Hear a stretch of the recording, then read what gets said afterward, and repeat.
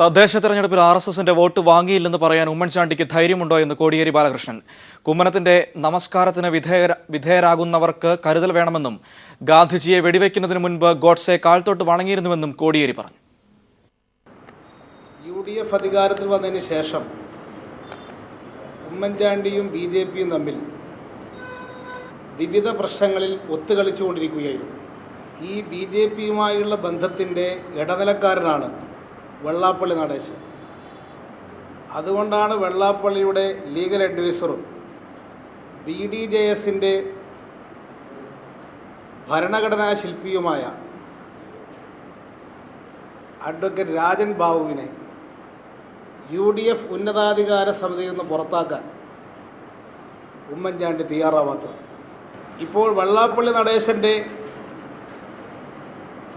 പാർട്ടിയുടെ ഭാഗമായി നിരവധി കോൺഗ്രസ്സുകാർ അതിൻ്റെ ഭാഗമായി മാറിയിരിക്കുകയാണ്. ഇവരിപ്പോഴും കോൺഗ്രസ്സിലും തുടരുകയാണ്. ഈ സാഹചര്യത്തിൽ കോൺഗ്രസ് പാർട്ടിയിൽ ദയാംഗത്വം അനുവദിക്കുന്നുണ്ടോ എന്ന് VM സുധീരൻ വ്യക്തമാക്കണം. കുമ്മനം രാജശേഖരൻ പോയ ബിഷപ്പിൻ്റെ ദണ്ഡ നമസ്കാരം എന്താ നടത്തിയല്ലോ, എന്താ സാഷ്ടാംഗ പ്രണാമം 10 മിനിറ്റ് നേരത്തേക്ക് പിന്നെ അയാളെ കണ്ടിട്ടില്ല. ഈ കുരിഞ്ഞെടുത്തത് മഹാത്മാഗാന്ധിയെ വെടിവെക്കാൻ പോയ നാത്തൂറാം ഗോഡ്സെയും കാല് തൊട്ട് വണങ്ങിയിട്ടാണ് വെടിവെച്ചത്.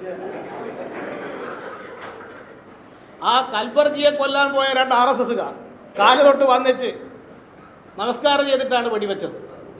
അതുകൊണ്ട് ഈ നമസ്കാരത്തിന് വിധേയമാകുന്ന ആളുകൾക്ക് ഒരു കരുതൽ വേണം.